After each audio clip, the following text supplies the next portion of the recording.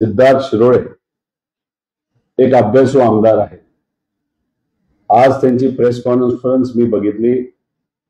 कुठेतरी असं जाणवलं की त्यांच्या नेत्यांनी त्यांना एक कागद पाठवला, कागद वाचण्यासाठी सांगितला आणि त्या माध्यमातून फक्त न अभ्यास करता त्यांनी प्रेस कॉन्फरन्स घेतली. पण ही प्रेस कॉन्फरन्स बघितल्यानंतर व तसंच काही नेत्यांचे वक्तव्य गेल्या काही दिवसात बघितलं तर गुंडांच्या समर्थनात भाजप मैदानात अशी दुर्दैवाने आजची परिस्थिती आहे. आता याच्यामध्ये सिद्धार्थ भाऊंनी काय काय गोष्टी सांगितल्या.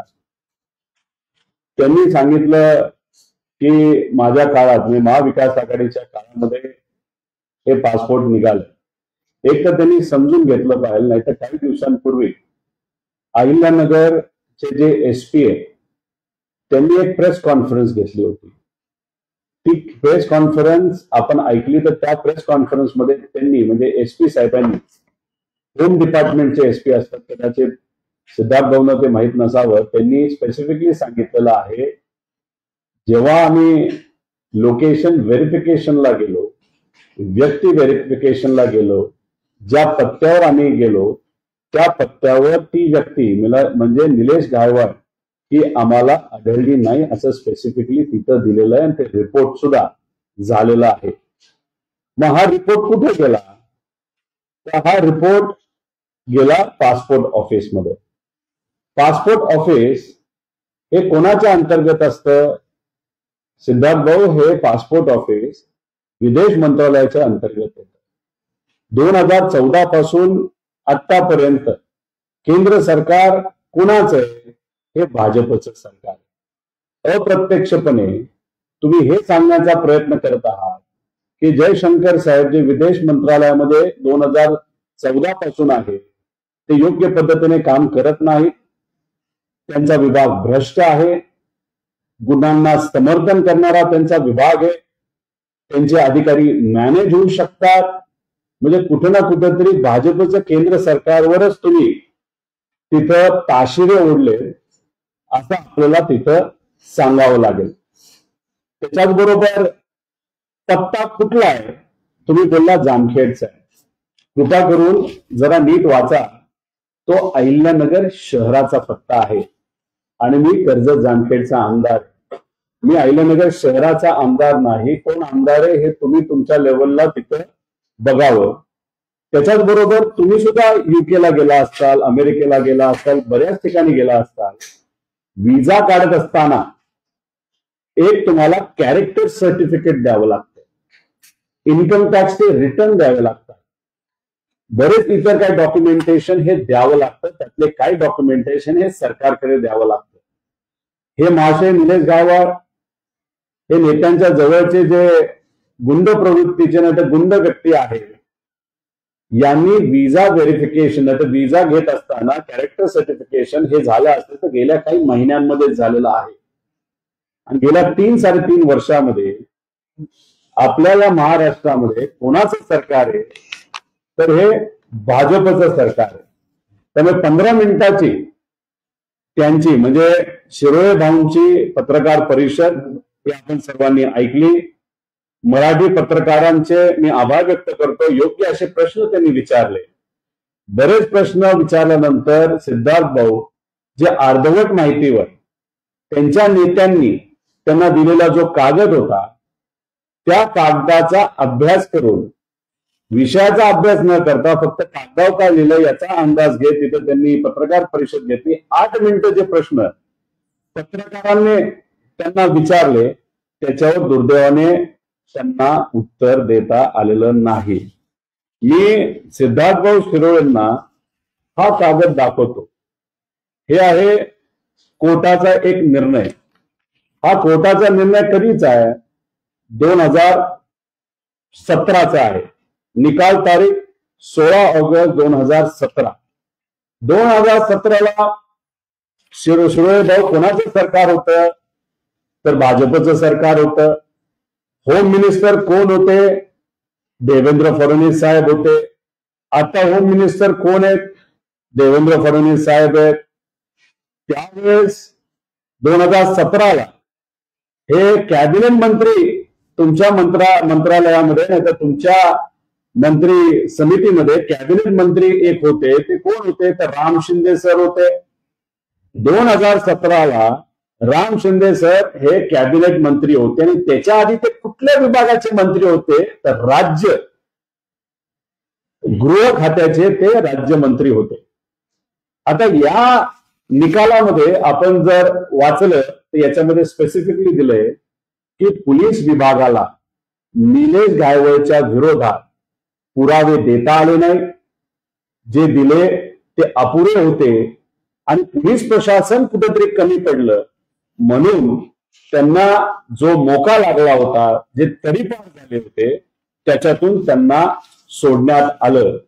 म्हणजे देवेंद्र फडणवीस साहेब आणि राम शिंदे हे सत्तेत असताना त्यांना निर्दोष मुक्तता ही मिळाली होती. 2017ला तर मी कर्जत जामखेडचा विचार सुद्धा करत नव्हतो, मी आमदारकीचा सुद्धा विचार करत नव्हतो. कदाचित मी फक्त जिल्हा परिषद सदस्य झाला असेल. मग याच्यात तुमच्या काळातच तुम्ही त्यावेळेस पोलीस प्रशासनाच्या मदतीने कोर्टात पुरावा न देता निलेश गायवळला तिथे तुम्ही मदत केली आणि मग तिथून जी तुमची मदत सुरू झाली ती नंतर फार ती मदत अधिवेशनामध्ये त्यांना घेऊन जाण्यापर्यंत मोठ्या मोठ्या नेत्यांना भेटवण्यापर्यंत, ज्याच्यामध्ये तुम्ही जर बघितलं एक तर तुमच्या प्रचारामध्ये ते दिसतात आपल्याला, त्याच्याबरोबर अनेक व्हिडिओ आहेत. तर तुम्ही मंत्रालयामध्ये त्यांच्या बंधूंना घेऊन बसला होता, अजून तुम्ही खोलामध्ये तिथे गेला तर तिथे तुम्ही फार त्यांना त्यावेळेसचे जे मुख्यमंत्री होते त्या मुख्यमंत्री साहेबांना सुद्धा म्हणजे एकनाथ शिंदे साहेबांना तिथं तुम्ही त्यांना भेटवलं. काही लोक म्हणतील अरे फोटो काय दाखवतो, तुझे सुद्धा फोटो आहे. मंदिराच्या बाहेर सहजपणे एखादा फोटो काढला, सामाजिक कार्यक्रमामध्ये तोंडावर पट्टी असताना अशी एक व्यक्ती म्हणजे माझी आई, ज्याला राजकारण कळत नाही, नाहीतर राजकारणात ती लक्ष देत नाही, तिथं तिचा व्हिडिओ दाखवून तुम्ही काय सिद्ध करण्याचा प्रयत्न करताय की मी पाठबळ देतो. अहो हे जर सगळे फोटो बघितले तर मंत्रालयातले फोटो, मंत्रालयात गरीबाला जाता येत नाही, साध्या लोकांना जाता येत नाही, अधिवेशनामध्ये सुद्धा जाता येत नाही, त्याला तिथं परवानगी लागते, सपोर्ट लागतो. आणि ही व्यक्ती ज्याच्यावर अनेक गुन्हे आहेत, ही व्यक्ती सहजपणे तुमच्या काळामध्ये तुमच्या सरकारमध्ये जर मंत्रालयात जात असेल तर त्याला पाठबळ आणि पाठिंबा सत्तेतल्या लोकांचा असल्याशिवाय ते काहीच करू शकत नाही. आणि माझं ठाम मत आहे आणि मी ह्याच्यात राजकारण करत नाही, राम शिंदे सरांनी जे सभापती आहेत त्यांनीच निलेश गायवळला ही मदत केली. त्याच्याच बरोबर आपण जर बघितलं तर सचिन गायवळ ज्यांना तिथं बंदुकीचं लायसन्स द्यायचं होतं त्यासाठी सुद्धा फोन आणि प्रेशर हे राम शिंदे सरांनीच केलं. आणि हे वक्तव्य करत असताना मी बोलतोय असं नका समजू, रामदास कदम साहेबांनी स्पेसिफिकली सांगितलेलं आहे की एक अशी व्यक्ती ज्याचे मंत्री सुद्धा ऐकतात, आमदार ऐकतात आणि विधिमंडळामध्ये सगळ्यात मोठं पद त्या व्यक्तीकडे आहे, म्हणजे त्याचं नाव कोण तर त्यांनी नाव नसलं घेतलं तरी ते राम शिंदे सरांचंच नाव येतं. सत्तेतलेच एका मोठ्या नेत्यांनी राम शिंदे सरांचं अप्रत्यक्षपणे तिथं नाव घेतलं असेल तर याचं इन्व्हेस्टिगेशन झालं पाहिजे अशी मागणी तिथं आम्ही सर्वजण करतो. तुमच्याकडे होम मंत्रालय आहे, तुमच्याकडे तिथं सगळे पोलीस प्रशासन आहे, त्यामुळे योग्य असा वापर करू. खरं काय हे कुठेतरी तुम्ही पुढे आणा. आणि तुम्ही अशा पद्धतीने गुंडांना सहकार्य केल्यामुळे, पाठबळ दिल्यामुळेच आज या महाराष्ट्राची परिस्थिती आपण जर कायदा व सुव्यवस्थेची बघितली तर अतिशय वाईट आहे. याच्यात जर खोलात गेलो तर 500 बलात्कार हे दुर्दैवाने आपल्या पुणे जिल्ह्यांमध्ये तिथं झालेले आहेत. 12,000 पेक्षा जास्त केसेस गुंडागर्दीचे आपल्या या जिल्ह्यामध्ये तिथं झालेले आहेत. झालं असे की पुणे एसपी आणि सीपी हे कोण बसवतं, हे देवेंद्र फडणवीस साहेब बसवतात. कलेक्टर कोण बसवतं, पालकमंत्री अजितदादा बसवतात. आणि पुणे मनपा आयुक्त कोण बसवतं तर तिथं शिंदे साहेब जे उपमुख्यमंत्री आहेत ते तिथं बसवतात. म्हणजे पुणे जिल्ह्याला, पुणे शहराला सुद्धा या 3 नेत्यांनी वाटून घेतलंय आणि यांच्यातच संवाद नसल्यामुळे खऱ्या अर्थाने पुण्याचं वाटोळं झालंय आणि क्राईम रेट वाढत चाललाय आणि तिथं लोकांना खूप मोठ्या प्रमाणात ही अडचण ही सोसावी लागते. त्यामुळे आमच्या मित्र शिरोळे भाऊंना एवढंच सांगायचं आहे, तुमचे नेते म्हणजे देवेंद्र फडणवीस साहेब, त्यांना सवय अशी आहे की बहुजन आसपासच्या तुमच्या पक्षाच्या नेत्यांना जवळ करायचं आणि जवळ केल्यानंतर तिथं त्यांचा फक्त वापर करायचा. या प्रेस कॉन्फरन्स मध्ये सुद्धा तुमचा वापर केला आणि काय केलं तर तुम्हाला तोंडावर पाडलेलं आहे. अजून जास्त अभ्यास करून जर तुम्ही प्रेस कॉन्फरन्स घेत असाल तर ती तुम्ही घ्या. अनेक व्हिडिओ अनेक लोकांनी टाकलेत. देवेंद्र फडणवीस साहेबांनी सुद्धा एका भाषणामध्ये सचिन गायकवाडचं नाव घेतलेलं आपण सर्वांनी तिथं बघितलेलं आहे. त्याच्याबरोबर दंगेकर भाऊ हे अनेक दिवसांपासून हा मुद्दा पुणेकरांच्या वतीने मांडत असताना आम्हाला असं कळतंय की भाजपच्या काही नेत्यांनी त्यांना झापलंय, त्यांना रागवलंय, त्यांना तंबी दिली आहे. आता दंगेकर साहेब शांत बसतात का लढतात हे आपल्याला बघावं लागेल. पण एक गोष्ट आपल्याला सांगतो, पोलीस प्रशासनाच्या माध्यमातून काही चांगल्या पोलिसांनी आणि इतरही सोर्सेसच्या मदतीने आम्हाला थोडंसं असं कळालेलं आहे की अनिल परब साहेब हे तर मोठे नेते, त्यांना प्रोटेक्शन असतंच, पण दंगेकर भाऊ आणि त्याच्याबरोबर सुषमाताई यांना आणि त्यांच्या परिवाराला सिक्युरिटी देण्याची जरूरत आहे. जो व्यक्ती अहमदाबाद वरनं युकेला जाऊ शकतो, लंडनला जाऊ शकतो, तो कदाचित परत त्याच मार्गाने येईल असं वाटत नाही. पण आपल्या देशाच्या आसपास काय अशा बॉर्डर आहेत की आज या घर तेराही आहे अशी परिस्थिती, म्हणजे नेपाळ बॉर्डर, इथं थोडंसं लक्ष देण्याची जरूरत आहे. पण या नेत्यांच्या केसाला धक्का तरी लागला तरी पूर्णपणे हे सरकार त्याला जबाबदार असेल असं जबाबदारीने मी इथं बोलतो. धन्यवाद. तुम्ही म्हणताय की सीएमचा जो व्हिडिओ आहे ऑलरेडी सुषमाताई अंधारेंनी तो व्हिडिओ टाकला असं आम्हाला कळालेलं आहे. सोशल मीडियाचे काही अकाउंट मी तिथं बघितलेले आहेत. तुम्हाला लागलं तर तो व्हिडिओ मी तुम्हाला देतो. मी सीएम साहेबांवर आक्षेप घेतोय असं म्हणत नाही. त्यांच्या राम शिंदे सरांनी जी नावं दिली ती नावं त्यांनी तिथं बोलून दाखवली. आता ह्याच्यामध्ये एका प्रचार सभेमध्ये श्री पवन, श्री सचिन, श्री अशोक खेडकर, म्हणजे राम शिंदे सरांनी जी नावं दिली ती देवेंद्र फडणवीस साहेबांनी बोलून दाखवली. आणि मग सचिन गायकवाडचं नाव जर तिथं देवेंद्र फडणवीस साहेब तिथं घेत असतील आणि माझा कुठला तरी मंदिराच्या बाहेरचा फोटो त्याच्याबरोबरचा दाखवून जर भांडवल करत असतील, माझ्या आईचा कुठला तरी व्हिडिओ दाखवून भांडवल करत असेल तर हे हास्यास्पद आहे. पण तुमच्याकडे सीबीआय आहे, तुमच्याकडे ईडी आहे, तुमच्याकडे पोलीस आहे, खोलात जावा, काय खरं ते लोकांसमोर तुम्ही आणलंच पाहिजे असं आमचं मत आहे. आणि मला व्हिडिओ लोकसभेच्या इलेक्शनच्या काळातला असावा असं मला तरी वाटतं. कर्जत जामखेड या मतदारसंघामधलाच हा व्हिडिओ तिथं असावा. फक्त जाता जाता मी सरकारला विनंती करतो, एका गुंडाला सहजपणे पासपोर्ट मिळतो, गुंडाच्या भावाला जो सुद्धा एका क्राईम मध्ये इन्व्हॉल्ड आहे, त्याचं नाव क्राईम मध्ये आहे, त्याला तुम्ही पोलीस हे बंदुकीचं लायसन्स देतं, मग बाकी गरिबांना सामान्य लोकांना सुद्धा सहजपणे असाच पासपोर्ट द्यायला काय हरकत आहे. आणि बंदुकीचं लायसन्स सुद्धा छोटे मोठे जे चांदी सोन्याचे व्यापारी त्यांना सुद्धा द्यायला काय हरकत आहे, असा प्रश्न, असा सवाल मी सरकारला त्या ठिकाणी करतो. सचिन गायकवाड बंधूंची नवी माहिती की दोन्ही बंधूंवर मोकोका दाखल आहे. गायकवाड बंधू बिल्डर आणि सरकारी कॉन्ट्रॅक्टर अहमदनगरमध्ये जवळजवळ 48 एकर समृद्धी नावाची एक त्यांची कंपनी आहे. बरेच कामं या कंपनीच्या नावाअंतर्गत त्यांनी घेतलेली आहेत. त्याच्यामुळे जल जीवन मिशन, काही रस्त्याची कामं हे गुंड प्रवृत्तीचे असल्यामुळे कॉन्ट्रॅक्टरला धमकून तिथं मुरुम टाकणं असेल, मशीन लावलं असेल, जास्त रेट घेणं असेल, असे बरेच प्रकार ते तिथं करतात. खर्डा हे जे गाव आहे त्या खर्डा गावामध्ये सुद्धा काही व्यापाऱ्यांना धमकून त्यांच्यावर कुठेतरी भीती दाखवून 7-8 कोटीची जमीन त्यांनी बळकावलेली आहे. आणि हे सगळे आकडे आपण जर बघितले तर हा आकडा खूप मोठा, काही 100, 200, 300 कोटीपेक्षा जास्त मोठा नक्कीच तिथं जाऊ शकतो. या सगळ्या गोष्टी सहजपणे अशाच होत नसतात, त्याला पाठबळ हे सत्तेतल्या लोकांचं लागतं. त्यामुळे धाराशिवमध्ये तानाजी सावंत डायरेक्ट नाही, पण त्यांचा जो पुतण्या आहे, सख्खा पुतण्या आहे, तो तिथं त्याच्याबरोबर पार्टनर म्हणून काम करतो असं आम्हाला समजतंय. व राम शिंदे सर पूर्णपणे अख्ख्या महाराष्ट्रामध्ये त्याला तिथं ताकद देतात. बांदगर नावाचे जे आमदार आहेत त्यांचा एक व्हिडिओ आपण सर्वांनी बघितलाय की ज्याच्यावर मोकोका आहे, ज्या व्यक्तीवर तिथं तडीपारची कारवाई झालेली आहे, मर्डर केलेले आहेत, अशा व्यक्तीला पोलीस कन्वॉयमध्ये, म्हणजे पुढे 4 गाड्या मागे 4 गाड्यांमध्ये हे महाशय गुंड अशा पद्धतीच्या कन्वॉयमध्ये सुद्धा तिथं बांदगरांनी त्यांना तिथं नेलेलं आहे.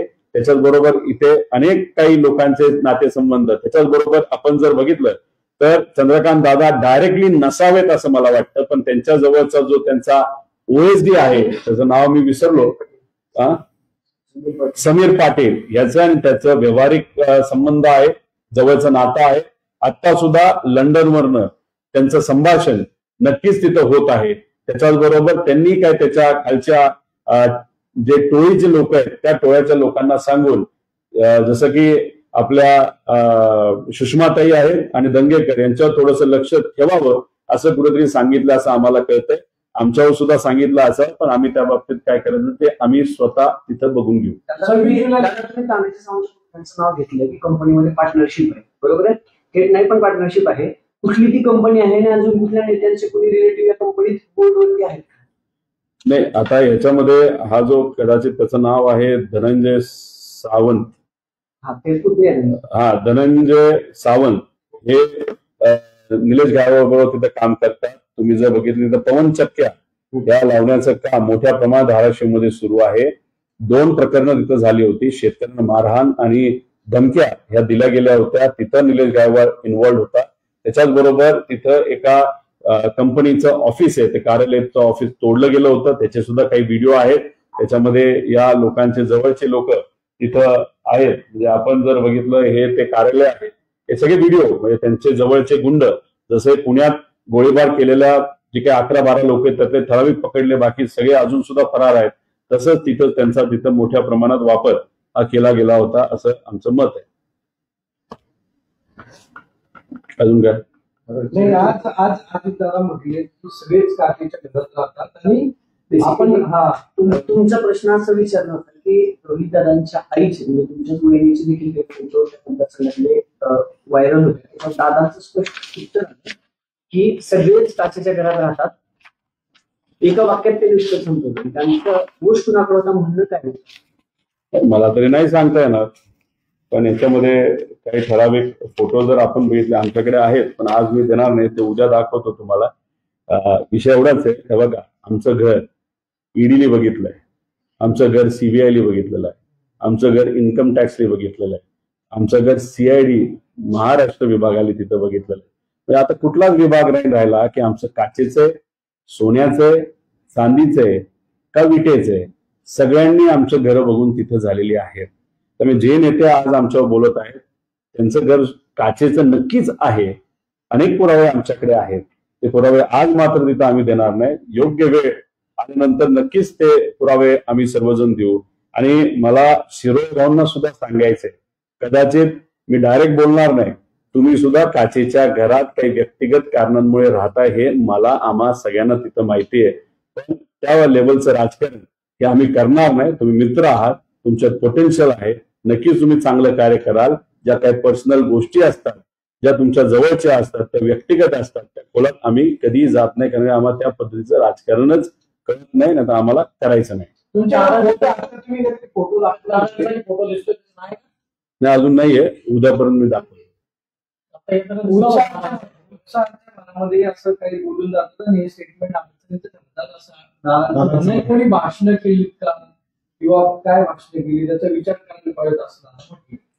ठीक आहे, मोठे नेते आहेत, कदाचित पुणे जिल्ह्यामध्ये ते पालकमंत्री असले तरी त्यांना महानगरपालिकेचा आयुक्त हा आज बसवता येत नाही. पुणे जिल्ह्याचे एसपी हे त्यांना बसवता येत नाहीत. पुणे शहराचे सीपी हे देवेंद्र फडणवीस साहेबच बसतात. त्यामुळे कदाचित ते थोडेसे नाराज असावे आणि त्यांचं सुद्धा मत असंच आहे की आज पुणे जिल्ह्यामध्ये मोठ्या प्रमाणात गुन्हेगारी ही वाढलेली आहे. थोडक्यात असं म्हणायचं की अजितदादांचं हे अधिकारीकरण म्हणजे हे वरिष्ठ अधिकारी कोणी ऐकत नाही सध्या. तुम्हाला हेच सांगतोय, कलेक्टर हा अजितदादांचा विचाराचा, अजितदादा जो सांगेल तो कलेक्टर तिथे येतो. जे सीपी आहेत ते देवेंद्र फडणवीस साहेब जे सांगतात ते येतात, आणि जे आपले आयुक्त आहेत, जे आपले महानगरपालिकेचे, ते एकनाथ शिंदे साहेब सांगतात ते येतात. त्यामुळे तिघांमध्ये काही गोष्टी तिथं वाटलेल्या आहेत. पालकमंत्री जेव्हा असतो तो पुऱ्या जिल्ह्याचा पालकमंत्री म्हणून काम करतो. बाकी ठिकाणी पालकमंत्र्यांना सर्व अधिकार असतात, पण पुणे जिल्ह्यांमध्ये ते अधिकार कदाचित नाही आहेत असं कुठेतरी जाणवतं. शक्य आहे का अजितदादांना नाही नाही, आजपर्यंत कधी अजून घाबरलो पुरावे नाही. आहेत का दादांच्या विरोधात ते सगळे दाखवणार अशी काही इच्छा आहे तुमची? टप्प्याटप्प्याने बरंच काय उद्या जाऊन आम्ही ते दाखवून देऊ. सगळ्याच गोष्टी एका दिवशी संपवायच्या नसतात. बरेच काही अजून पुरावे आहेत, ते टप्प्याटप्प्यात आपण तिथं दाखवून देऊ. जसं आता शिरसाटचा मुद्दा आम्ही घेतला होता, बऱ्यापैकी तो आता शेवटच्या लेवलवर आणलेला आहे. सुप्रीम कोर्टामध्ये काही सामाजिक कार्यकर्ते, काही संघटना शिरसाटच्या विषयामध्ये गेले होते आणि कालच तुम्ही बघितलंय की सुप्रीम कोर्टाने आदेश दिलेत राज्य सरकारला की त्या व्यक्तीवर कारवाई करा आणि सर्व लोक, ज्याच्यात शिरसाट सुद्धा येतात, बिवलकर सुद्धा येतात, ह्यांना तिथं नोटिसेस पाठवा. आता लोक आयुक्ताचा पण उद्या निकाल नाही तर नोटीस तिथं निघालेली आपल्या सर्वांना बघावं लागेल. म्हणजे मला सांगायचं एवढंच आहे, आम्ही मुद्दा काढतो आणि विषय संपवतो असं नाही, सातत्याने आम्ही विषय घेत राहतो आणि त्याला पूर्णत्वास नेण्याचा प्रामाणिकपणे प्रयत्न तिथे करतो. आता विषय एवढाच आहे की इथे आम्हाला जे कळालं, राम शिंदे सर हे जास्त इन्व्हॉल्ड आहेत याच्यामध्ये. होम मंत्रालयाने सुद्धा त्यांना खूप मोठ्या प्रमाणात मदत ही केलेली आहे. त्यामुळे निलेश गायकवाडच्या बाबतीत जे काही इतर लोकांचं नाव घेतलं जातं त्याच्यापेक्षा प्रमुख व्यक्ती कोण, राम शिंदे सर आहे असं आमच्या सगळ्यांचं मत असल्यामुळे आता तरी फोकस हा एका व्यक्तीवर आहे. आणि जर आम्ही बोलतो ते खोटं असेल, चुकीचं असेल, तर तुमच्याकडे पोलीस प्रशासन आहे. जे काही इन्व्हेस्टिगेशन तुम्हाला करायचं ते तुम्ही करा. जे काय गोष्टी तुम्हाला बाहेर काढायचे ते बाहेर काढा आणि मग बाहेर आल्यानंतर नक्कीच त्या बाबतीत आपण काय करायचं आणि कसं करायचं हे बघूया. काही मोठे कॉन्ट्रॅक्टर आहेत, ते कॉन्ट्रॅक्टर सुद्धा राम शिंदे सरांच्या घरी काही बैठका त्यांच्या निलेश गायकवाड बरोबर झालेला, त्याचे सुद्धा काही पुरावे आमच्याकडे आहेत. पण ते पुरावे टप्प्याटप्प्याने आम्ही सर्वजण येत्या काळामध्ये देऊ. नाही, राम शिंदे साहेब सध्या परदेशात आहेत.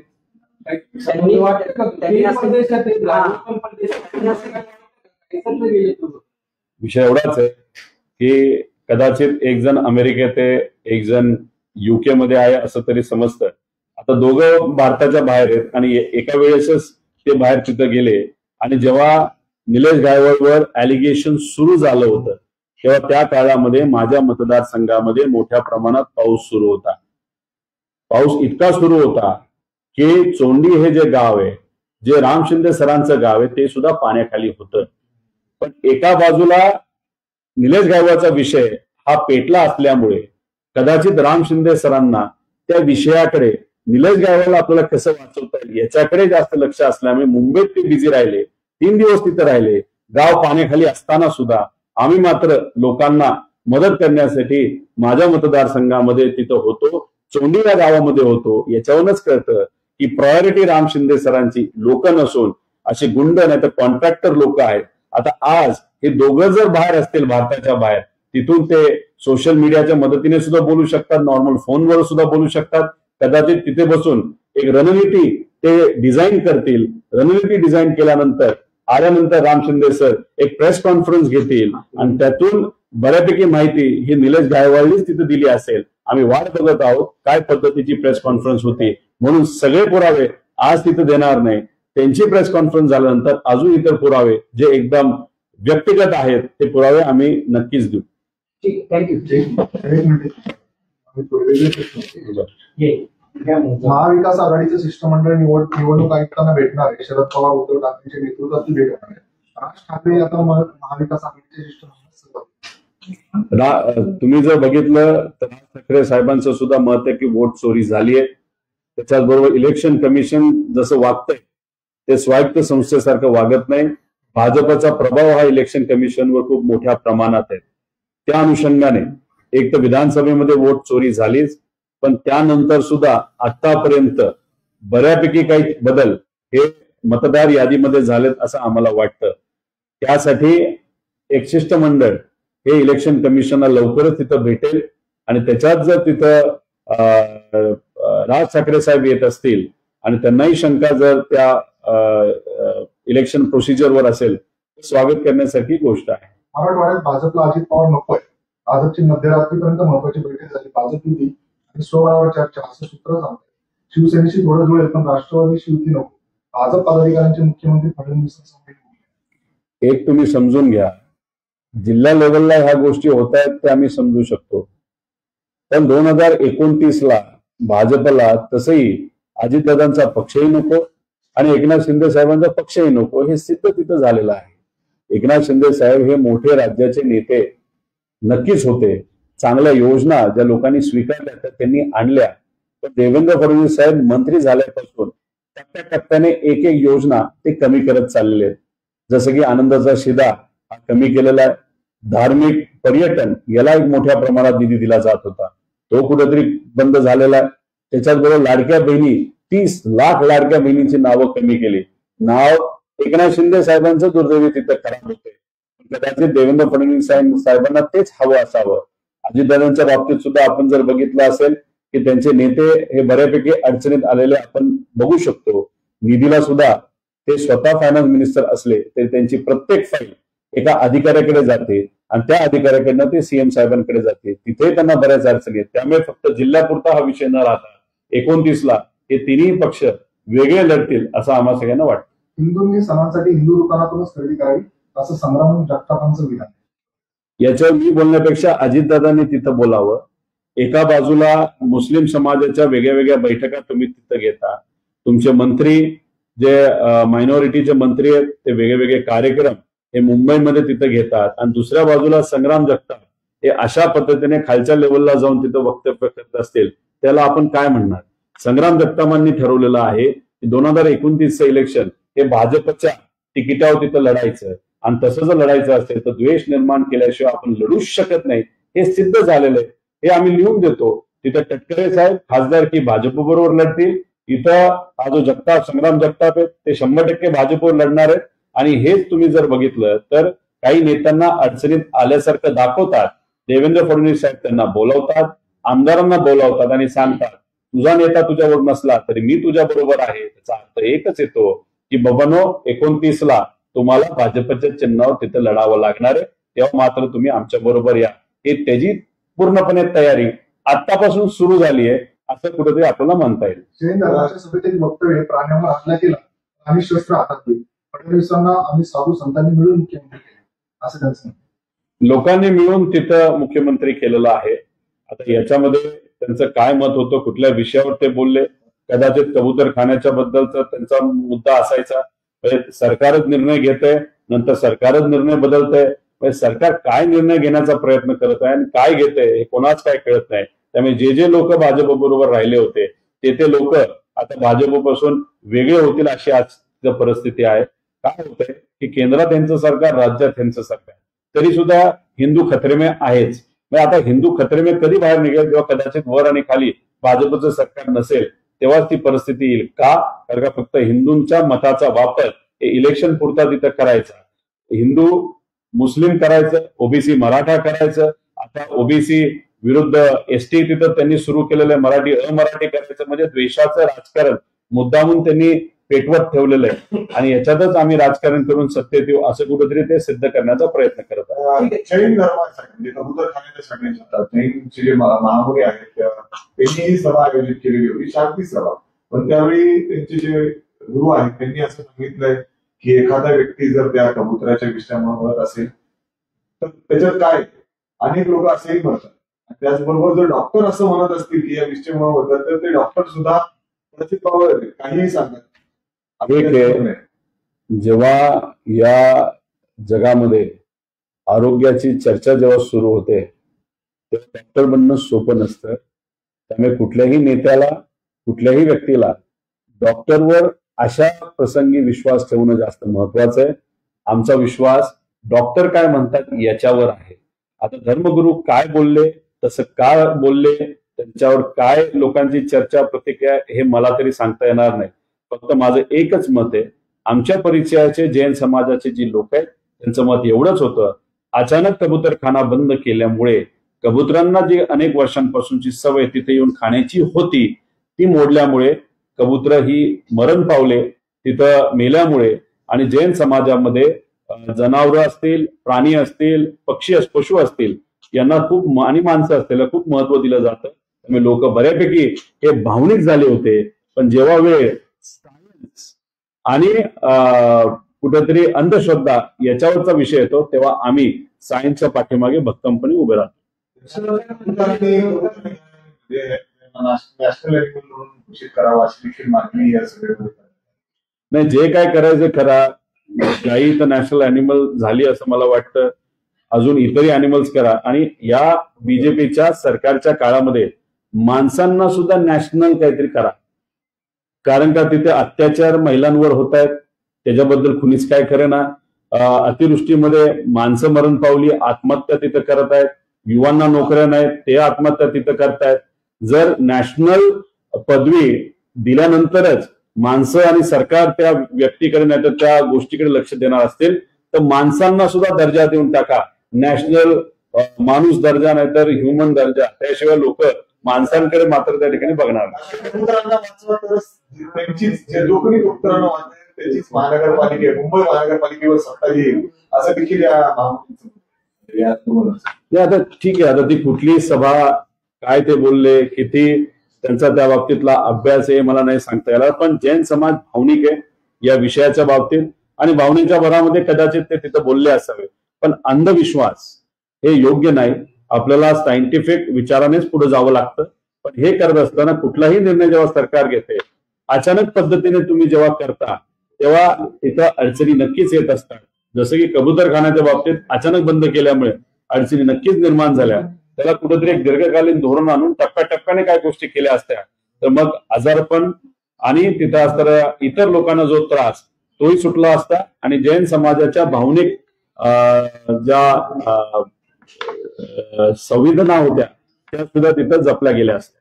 बाबासाहेब पाटील सहकार मंत्री ते म्हणतायत की शेतकऱ्याला नाद लागलाय कर्जमाफीचा. तर ही सध्या परिस्थिती आहे, अपुरी मदत मिळतीये, मग असं वक्तव्य करणं कितपत योग्य आहे? सहकार कसं योग्य असणार? कुठल्याही मंत्र्याचं अशा पद्धतीचं वक्तव्य हे योग्य नाही. तुम्ही शेतकऱ्याला जर तिथं हिनवत असता की नाद लागलाय, आज शेतकरी अडचणीत आलाय तर अडचणीकडे बघण्याची आज खऱ्या अर्थाने वेळ आहे. तर तुम्ही सहजपणे भाषणामध्ये बोलून जाता नाद लागलाय. आता नाद कदाचित तुमच्या काही नेत्यांना वेगळ्या वेगळ्या प्रकारचा नाद असेल तो तुम्ही तुमच्या लेवलवर बघा. पण अशा पद्धतीने तुम्ही शेतकऱ्याला जर हिनवत असताल ते आम्ही कदापि तिथं स्वीकारणार नाही. आणि असंही तुम्ही बोलून गेला की इलेक्शनच्या आधी बरंच काय आम्हाला बोलावं लागतं, आश्वासनं द्यावी लागतात. मग आता तुम्ही सत्तेत आलेला आहे, मग कुठेतरी हे तुम्ही म्हणत आहात की इलेक्शनच्या आधी आम्ही लोकांना गंडवलं, आम्ही फसवलं, आम्ही खोटं बोललो आणि मग त्याच्यावर आम्ही निवडून आल्यानंतर आम्ही मात्र लोकांना तिथं विसरून गेलो. कुठेतरी बाबासाहेब पाटलांनी हे तिथं सिद्ध केलं की या सर्व नेत्यांनी, ज्याच्यामध्ये देवेंद्र फडणवीस साहेबांचं पण नाव येतं, अजितदादांचं पण येतं, एकनाथ शिंदे साहेबांचं येतं आणि इतरही सर्व नेत्यांनी काय केलं तर लोकांना फसवलं. फसवून हे सत्तेत आलेलं आहे. म्हणजे हे फसवं सरकार आहे, हे कुठंतरी गंडवणारं सरकार आहे, हे गुंडांचं सरकार आहे, हे कॉन्ट्रॅक्टरचं सरकार आहे. हे आमदार आहेत भुमरे म्हणून ते म्हटले की मी बाहेरून मतदान आणलं होतं निवडणुकांत, त्याच्यावरती मी जिंकून आलो. अहंकार आहे.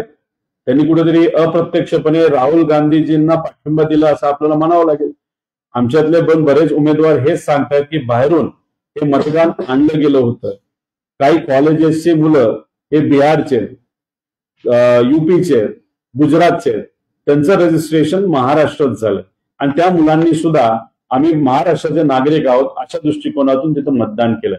त्यामुळे जे काही तिथं सत्तेतले आमदार बोलतात ते योग्यच बोलतात. त्यांनी हे फक्त केलं असं नाही, प्रत्येक मतदारसंघामध्ये अशाच पद्धतीने बाहेरून पैसे देऊन हे सगळे मतदार आणले आणि त्याच्यावर हे सर्वजण निवडून आलेले. म्हणजे वोट चोरी 100% तिथं झालेली आहे.